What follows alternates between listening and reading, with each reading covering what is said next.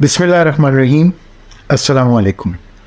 दोस्तों, आज हम बात करेंगे what are the science that someone is using you. वो कौन सी अलामात हैं जिससे हमें ये पता चले कि सामने वाला आपको इस्तेमाल कर रहा है। अल्लाह ताला ने इस कायनात को बहुत ही खूबसूरत बनाया और इंसानों को और बेहतरीन और रंगीन ज़िंदगी देने के लिए इसमें बेशुमार खूबसूरत रिश्ते बनाए, जिसमें माँ बाप का रिलेशन है, बहन भाइयों का रिलेशन है, मियाँ बीवी का ताल्लुकात हैं, दोस्त अहबाबों के ताल्लुकात हैं, रिश्तेदारों के मामलात हैं, कारोबारी रिश्ते होते हैं, हमारे बेशुमार रिश्ते हैं। इनमें से बहुत सारे रिश्ते ऐसे होते हैं जो दूसरे को इस्तेमाल कर रहे होते हैं। तो वो कौन सी अलामात हैं, वो कौन सी खसूसियात हैं जिनको अगर हम जान लें तो बड़े नुकसानात से बच जाएंगे। इसी को जानने के लिए आज हम डार्क साइकोलॉजी की चंद टेक्निक्स और जो खुदगर्ज लोग होते हैं, जो मतलबी लोग होते हैं, जो इस्तेमाल करने वाले लोग होते हैं, उनके क्या ट्रेट्स हैं, उनके क्या कैरेक्टरिस्टिक्स हैं, क्या खसूसियात होती हैं उनकी, इस पे बात करेंगे। तो चलिए शुरू करते हैं। सबसे पहला जो हमारा पॉइंट है वो है बटरिंग। जो आपको इस्तेमाल कर रहा है वो ये साइकोलॉजिकल टेक्निक, डार्क साइकोलॉजी की टेक्निक ज़रूर इस्तेमाल करेगा। वो आपको मक्खन लगाएगा ज़बरदस्ती, खामा खाएँ। अच्छा, मक्खन लगाने के मुख्तलिफ तरीके होते हैं। देखें, तारीफ़ हर इंसान को पसंद होती है, हर एक को अच्छी लगती है, लेकिन हमें इसको समझने की ज़रूरत है कि किस वक्त पे, किस अंदाज में आपकी तारीफ़ की जा रही है। आया ये ज़रूरत थी इस वक्त इस चीज़ की या नहीं थी। और फिर हमें ये समझना है कि क्या वो तारीफ़ करने के बाद फ़ौरन आपसे अपने मतलब की, अपने गर्ज़ की बात कर रहा है या वाकई ही आपकी तारीफ़ की जा रही है। तो ये एक डार्क साइकोलॉजी की टेक्निक है जिसको समझना हमें बहुत ज़रूरी है। उसके बाद हमारा दूसरा पॉइंट है कंपैरिजन। जो लोग आपको इस्तेमाल करते हैं वो ये टेक्निक का भी बड़ा बखूबी इस्तेमाल करते हैं। कंपैरिजन मुख्तलिफ़ तरीक़ों से किए जाते हैं। कंपैरिजन या तो किसी दो शख्स का कंपैरिजन होगा और इसमें आपको प्रवोक किया जाएगा कि आप उसके लिए कुछ कर दें, या आपको किसी और से कंपेयर किया जाएगा और आपको बटरिंग की जाएगी, चढ़ाया जाएगा कि आप उसके लिए कुछ कर दें। तो इस चीज़ को समझना बहुत ज़रूरी है। तीसरा जो हमारा पॉइंट है कि वो they will show helpless and needy. वो मुंह से नहीं कहेंगे, मुंह से हमेशा कहेंगे नहीं मुझे किसी की ज़रूरत नहीं है, मुझे कोई प्रॉब्लम परेशानी नहीं है, लेकिन वो डायरेक्टली नहीं, इनडायरेक्टली ऐसे ग्लिम्प्स देते हैं, ऐसे आपको तरीक़ेकार सिचुएशंस जनरेट कर देते हैं जिससे आपको ये वाज़ेह तौर पे फील होता है कि यार ये हेल्पलेस है, ये नीडी है, इसकी मदद करनी चाहिए। तो ये भी एक डार्क साइकोलॉजी की टेक्निक है जो आपको इस्तेमाल कर रहे हैं, वो इसका इस्तेमाल ज़रूर करेंगे इस टेक्निक का।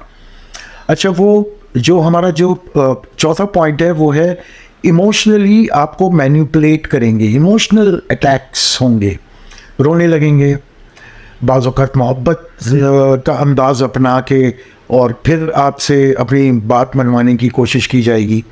तो ये मुख्तलिफ़ इमोशनल अटैक्स करेंगे। इस चीज़ को भी समझने की ज़रूरत है कि सामने वाला कहीं आपको मैनिपुलेट करके अपना गर्ज़, अपना मतलब तो पूरा नहीं कर रहा। अच्छा, इसके बाद हमारे पास पांचवा पॉइंट है यूज़रशिप। यूज़रशिप का मतलब आपको वो यूज़ करेंगे। When ever they need you they will call you.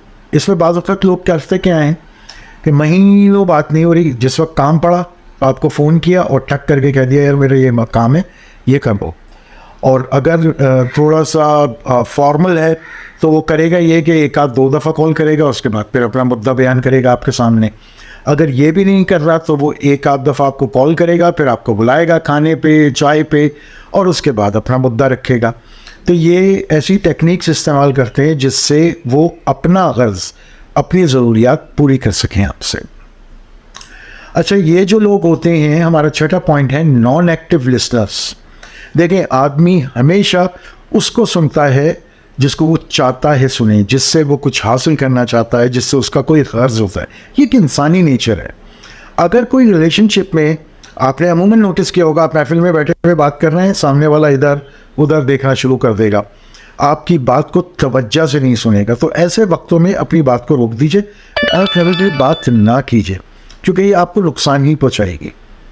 और दूसरा एक ये भी तरीक़ेकार होता है कि आप अगर टेलीफोनिक कन्वर्सेशन कर रहे हैं, किसी से टेलीफोन पे बात कर रहे हैं, तो वो खामखाई ये मत करो, वो मत करो, यूँ मत करो, ऐसा मत करो, ये भी नहीं, वो भी नहीं, आपकी बात को अहमियत और तवज्जो कम मिलेगी। और ये इस चीज़ की अलामत है कि वो एक्टिव लिसनर नहीं होगा उस वक्त आपके साथ। क्यों? क्योंकि उसका कोई अर्ज़ ही नहीं है आपसे। उसका काम होगा तो वो एक्टिवली, जिससे उसका मतलब होगा, उसको एक्टिवली सुनेगा, वरना वो नॉन एक्टिव लिसनर्स होते हैं।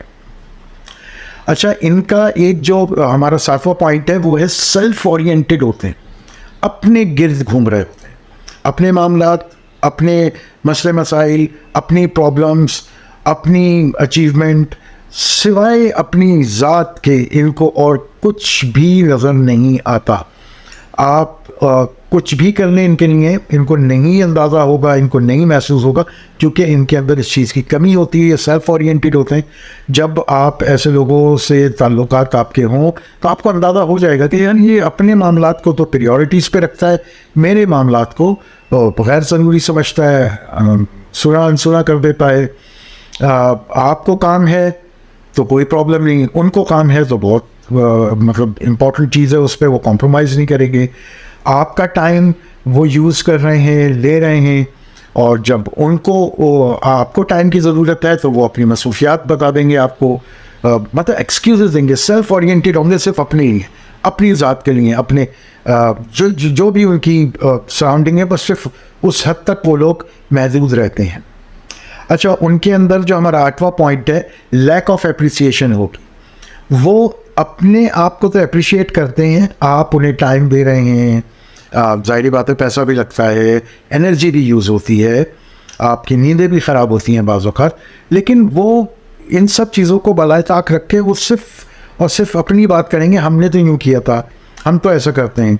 वो आपको अप्रिशिएट नहीं करेंगे। अगर किसी महफिल में बैठे हुए होंगे तो बमुश्किल उनके मुंह से थोड़ा सा कुछ निकल जाए, तो शायद निकल जाए आपको अप्रिशिएट करने के लिए। हाँ, अकेले में बैठ के आपके कल्लाबे मिला देंगे, आपको बहुत ऊपर चढ़ाएंगे, नहीं यार तुमने यूँ किया, लेकिन अकेले में बैठ के, सबके सामने बैठ के वो आपको अप्रिशिएट कभी नहीं करेंगे। वो प्रूफ कोई नहीं छोड़ना चाहते। हमारा लास्ट जो पॉइंट है वो है they will never accept mistakes. वो अपनी गलतियां कभी नहीं मानते। अगर कोई बहुत ही स्ट्रॉन्ग कम्युनिकेटर या लीडरशिप स्किल्स वाला बंदा बैठा हुआ है, क्योंकि देखें जब भी किसी टॉपिक पे महफिल में बैठ के बात हो रही होती है तो होता ये है कि हम एक टॉपिक पे बात कर रहे हैं, लेकिन उसे मैनिपुलेट करके बी और सी की तरफ ले जाया जाता है, मुख्तलिफ डायमेंशंस दे दी जाती हैं, तो हम अपने टॉपिक से हट जाते हैं। लेकिन अगर कोई बहुत ही स्ट्रॉन्ग कम्युनिकेटर बैठा हुआ है जिसके अंदर लीडरशिप भी है, तो वो स्टिक रहेगा अपने पॉइंट से, अपने मुद्दे पे रहेगा। तो ये लोग क्या करेंगे, ये उस वक्त भी अपनी गलती नहीं मानेंगे। ये सारा का सारा मलबा जो है गलती का वो किसी और दूसरे के सर पे डाल देंगे कि यार उसकी वजह से ऐसा हुआ, उसने ये कहा था, उसने यूँ किया था। अपनी मिस्टेक ये कभी नहीं मानते हैं। अच्छा, ये तो हो गए उनके ट्रेड्स और उनकी कैरेक्टरिस्टिक्स, और कुछ साइकोलॉजिकल जो डार्क साइकोलॉजी की जो टेक्निक्स होती हैं वो अप्लाई करते हैं। ये तो वो सारी चीज़ें हो गई। अब ऐसे चीज़ों का क्योर क्या है? देखें, ऐसे लोगों से क्लोज रिलेशनशिप बिल्कुल ख़त्म कर दीजिए। अगर हफ्ते में आप 4 दफ़ा मिल रहे थे तो महीने में 1 दफ़ा मिलें। कतई रहमी हमारे मज़हब से मना है। कम मिलें, अच्छा मिलें, कम मिलेंगे आपको तकलीफ़ नहीं होगी। आप बाद में रियलाइज़ करेंगे कि यार मुझे इस्तेमाल कर लिया गया। तो उससे ज़्यादा बेहतर ये है कि अभी ही रिलेशनशिप को ज़रा सा मेंटेन करके चलें। और दूसरा ये कि उनकी गलतियों की वजह से अपने आप को कसूरवार ना ठहराएं। ये आपकी मिस्टेक नहीं है, ये उनकी तरबियत में, उनके मिजाज में, दे आर बेसिकली मेंटली सिक, तो उनकी गलती है, इट्स नॉट योर प्रॉब्लम। तो बी रिलैक्स, बी कंफर्टेबल, और अपने आप को उन लोगों से जोड़ें जो आपको कंफर्ट जोन में लेके आते हैं। रिलेशन गिव एंड टेक वाला मामला होता है, ये टेक वाला मामला नहीं होता। अपना बहुत ख्याल रखिएगा। मिलते हैं नई वीडियो में। अल्लाह हाफिज़।